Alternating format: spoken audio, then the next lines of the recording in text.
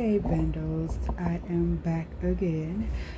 If you're new here, my name is Jazzy, and this channel is all about diving into God's Word and growing in faith together. Today, I want to share a short but powerful lesson from the book of Job and how my life very much relates. So, in Job chapter 1, verse 20 through 22, after Job lost everything, except for his wife, apparently, a couple friends, a few friends. He lost everything, his business, his kids. It was a mess. But the Bible says, then Job arose, tore his robe, shaved his head, and fell to the ground and worshipped, which is not something most people do when they've lost everything. And he said, naked I came from my mother's womb, naked I will return. And the Lord gave, and the Lord has taken away. Blessed be the name of the Lord. In all this, Job did not sin, nor charge God with wrong. Wow, first of all, think about that. He lost his wealth, his family, even his health later on, and yet his first reaction was to worship God. That kind of faith is almost unthinkable in the middle of suffering. Sometimes when life gets hard, it's easy to ask, why God? Or even feel abandoned. But Job shows us that faith isn't just about trusting God when things are good. It's about clinging to Him when things don't make sense.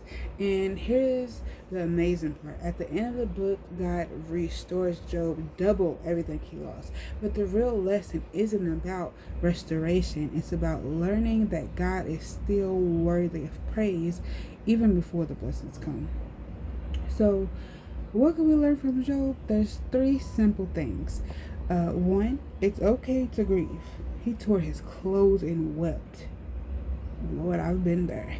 Don't let your pain separate you from God. Worship anyway. It can be hard. Trust me, it can be hard. I'll get into that later. Trust that God sees more than we do, even when we don't understand. Now, I'm going to tell you a little backstory about how I relate to this story so much. And this all just happened to me within the last 6 months. So it wasn't on the same day like Job, thank God, because maybe I don't know if I would have had the same response as him. I'm just being honest. And I'm pretty mature in my faith. I don't think I'm that mature yet. But I hope to get there. I ain't even going to cap. But so to fully understand, we have to take it back to last year around this time. So last year around this time, I'll say I was in a situationship. And I was going back and forth to visit them, and he began to take a toll on me because he was a narcissist, and I rebuke those in the name of Jesus at this point in my life. But so I was going back and forth. Now, mind you, I had went to Chicago. I really went to Chicago solely so I could go to the beach, because I had never been to a beach in Chicago. I had been to Chicago many times. I had never been to a beach, but it didn't happen because I ended up going to visit family, and they lived. They lived out the way. Okay, that's all I'm gonna say. They lived out the way. So I didn't actually get to end up going to the beach, which I am still a little bit sad about, if I'm being honest. But so I had went to that trip. Now my birthday is August 2nd. So I went for my birthday and came back probably like on the 4th. I went on the 1st, I think, came back on the 4th, and then immediately left out the next day to go visit him. Why did I do that? Love, I guess.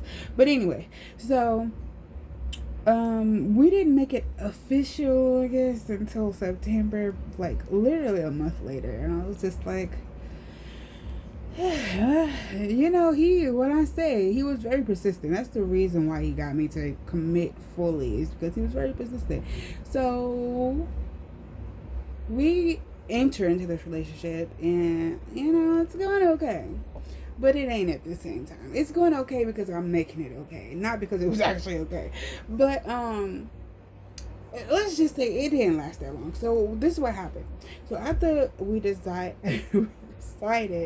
to make it official, I said, let's do a fast from each other, because I'm very big in the fasting game. I just wanted to make sure this was, the right way I needed to be going. So we took like a week or two, a 2-week fast from each other.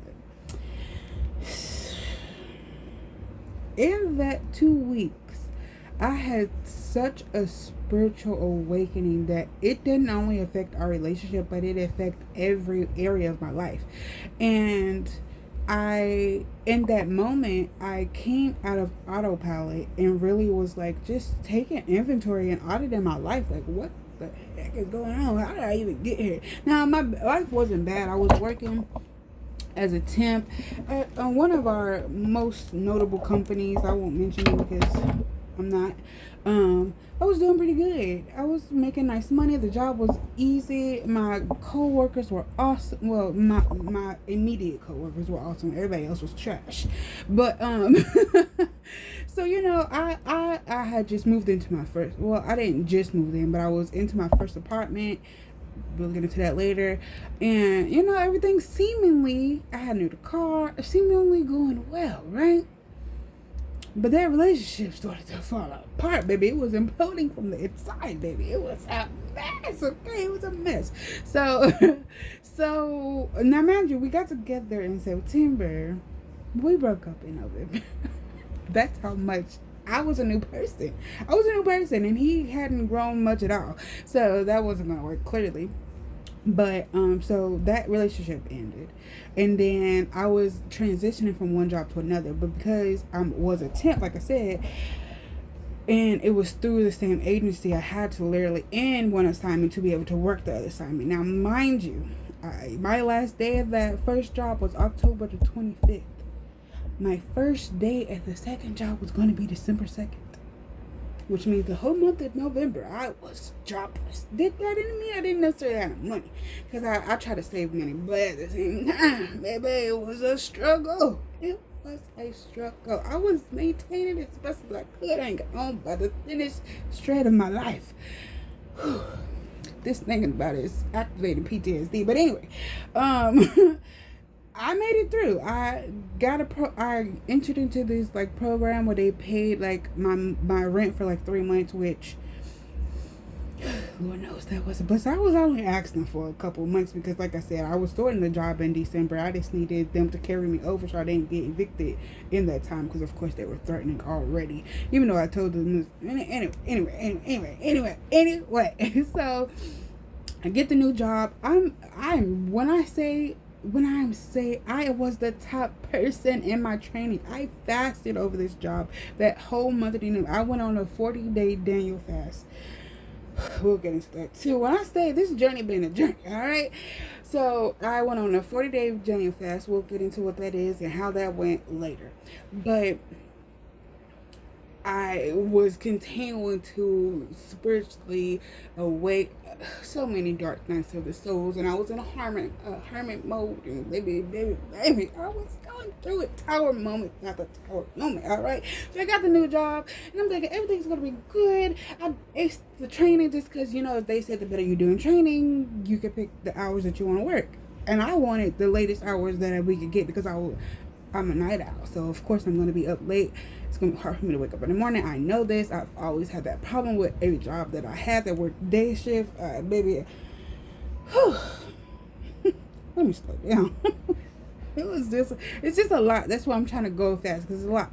So I start the new job. The training was like a month. So now the whole training, thank God, was from home. So I'm working from home for a whole month, getting my money back, get everything back in order. Everything's going, I thought, seemingly well. We start our hybrid shift beginning of January. So the hybrid shift was 3 days in office, 2 days at home. I didn't get to pick my days, but my days at home were Mondays and Wednesdays, and I had to go to the office. Tuesday, Wednesday. Wait.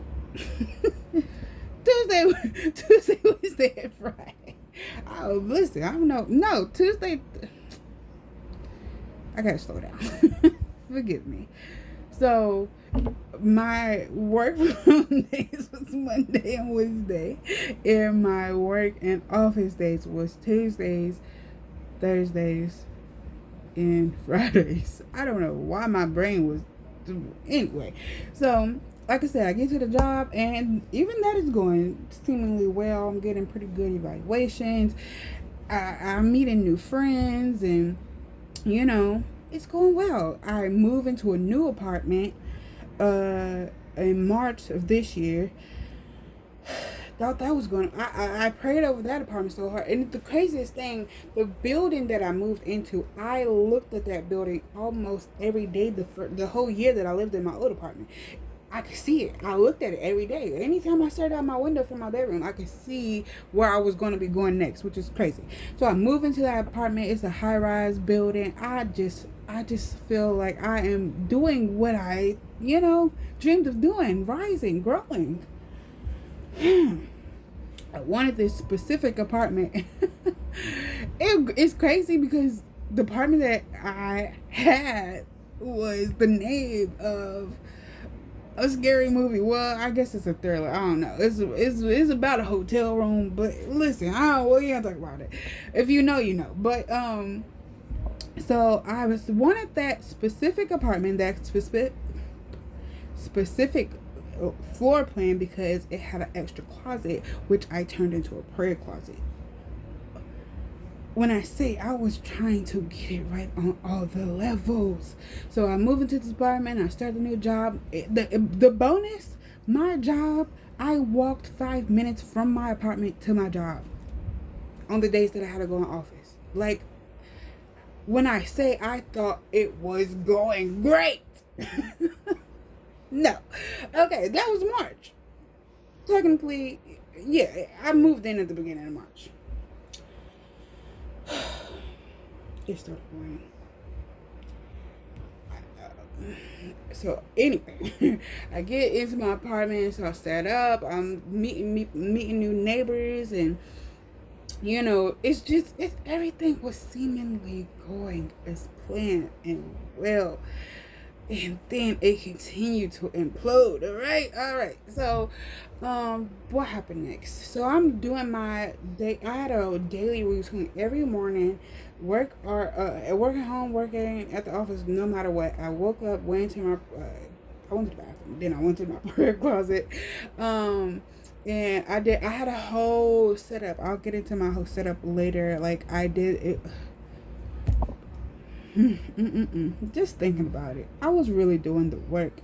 So April comes. Now, mind you, I was supposed to get a retention bonus, a $2,000 retention bonus, in 3 days, literally exactly 3 days before the eligibility for the bonus ended. They dropped my score down to where I didn't qualify for the bonus, and it just, now mind you, I was already starting to get a little stressed out because the calls, they had put me in too many queues. I was working at a call center, they put me in too many queues. I wasn't even barely getting breaks. Okay, that's how many calls was going back to back to back and back and back and long, and this anxiety. Okay, I already told y'all. Well, I probably didn't tell y'all, but I told the TikTok people I have anxiety. I'm working on it. It's getting better, but it was piquing my anxiety at least twice a week, which is not good, especially when I was in office, because at home I can do things to relax myself. I had a beautiful view. I could just stare out my window and relax. That it's not that at the office, So that just really rubbed me the wrong way because of all of the evaluations I had. And all of them was 100%, even though they probably should have.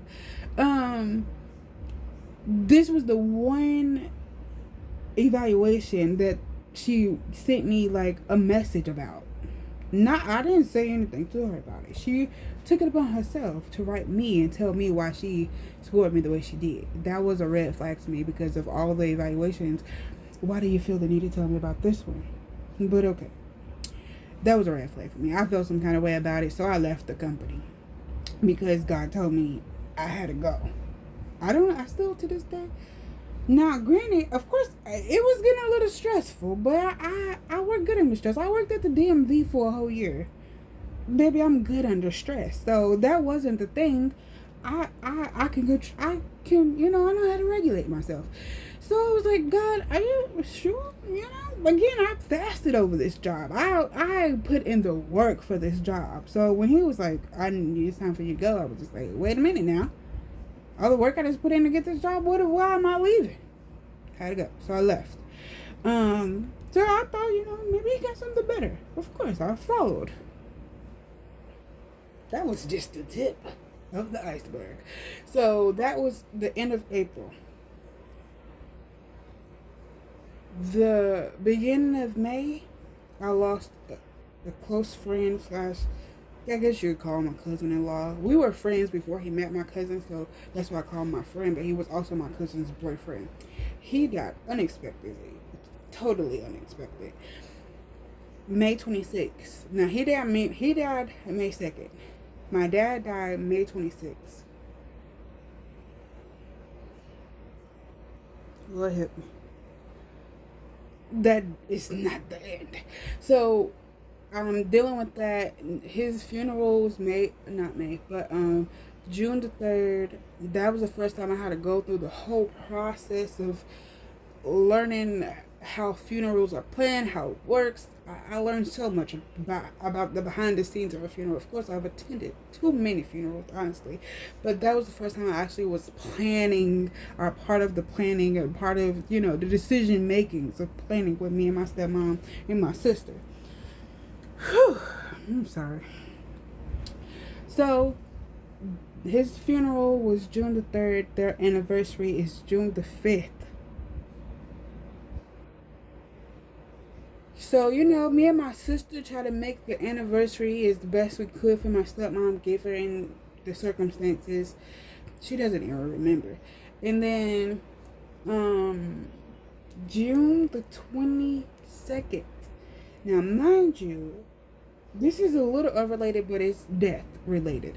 My uncle, who died in June the 20th, 2020, no, not 2020, but he died June 20th, 2003.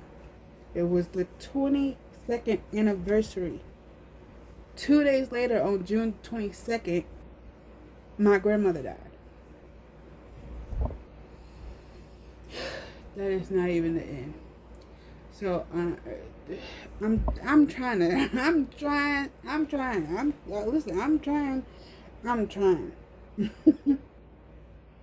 I'm still like, okay, I trust you, God. I was not expecting this. All right? Yeah. But I trust you. So, that happens. Now, my granny, who just died, her birthday is July the 10th. So, in a way to try to get some of these things off my mind, I'm like, hey, me, my mom, my besties, her boys, we take a road trip to Cincinnati, which is probably an hour and a half away from here. And on the way back, I get pulled over. Now, granted, I was speeding. Because if I'm being honest, I have always speeded, because I heard that there was a fast lane, and so you're supposed to go fast and fast lane. That's what I thought. That's what everybody goes fast and fast lane, right? I was going 20 miles over. I ain't gonna cap. I was doing 90 and a 70. That's what my cruise control said. But he tried to say I was doing 110, which I showed him a picture. If I might add the picture in there, but I was going 90 on my cruise control, and my foot was not on the pedal whatsoever. So I got a ticket for speeding and careless driving. I don't feel like I was being careless at all. Maybe I was only listed as careless driving because I was driving fast. But anyway, so then we celebrate my granny's birthday by going to her burial site and putting some balloons down. And then my birthday came, which was August the 2nd. I was supposed to be out of town, but with all that had went on, I didn't have anything to go out of town for. I was supposed to go visit my little cousin. Excuse me. My little cousin that he moved to San Jose, California with his girlfriend. I was going to go visit him, just to see, check on him, make sure he's good out there. my birthday was very basic. I don't remember what I did for my birthday. What did I do? I think I went out to eat. That's what I did for my birthday. So last weekend was my aunt's funeral. She died this month. I can't remember what day, because at this point I'm trying not to give up on life in general. Now, before my aunt died, I was trying to get back, and studying my faith and back. I'm still trying to get back to where I was when I moved into my apartment. I was going into my prayer closet every day. I'm trying to get back there because, like I said, unlike Job, when all my stuff started crashing down, baby, worship. Now, I listen to worship music, but that was not my first thing to do when all those things started happening. Now, I do remember a very pivotal moment when we were at the hospital, pretty much waiting for my dad to die officially. We were singing, I can't remember the song right now, but if I hear it, I know it would just break me down all over again. So, like I said, I'm trying to trust God and to keep my faith as strong as it was at the beginning of the year. But when I say it, I would be lying if I said it wasn't shaking. So then, a couple of weeks ago, the Lord puts it on my spirit to move to Houston, Texas. Like I said, I haven't worked since April. Baby. How I'm surviving, only God knows. Thank God for family. I'll say that. So of course I'm like, you move to Texas? I ain't gonna say I don't know nobody in Texas, but I don't know them like that. Like, we ain't locked in like that for me to move because they're there, like, so it's like, excuse me, but just like you told me to leave the job, baby, I'm going. Thank God I got to leave my apartment without getting an eviction, so that was very pivotal. Now, I'll be lying if I said, baby, my bills, my credit score is going to be so jacked by the end of this year. God save me, all right? But my cars, they're looking for it to get repossessed. When I say I feel like I am losing all of the things, and yet here I am, Lord, your faithful servant, doing what you called me to do. Now, mind you, he called me to do this at least the end of when I first started this spiritual journey, I was supposed to start this YouTube. But I'm a procrastinator and I got social anxiety, and it's just a lot. Just being on camera is still, we'll get into that later too. But I'm here. And for the last week or so, I have been posting daily spiritual and Bible study-esque videos on TikTok, and I started to do a Bible trivia, which is getting a little traction, not a lot, but enough to keep me going a little bit.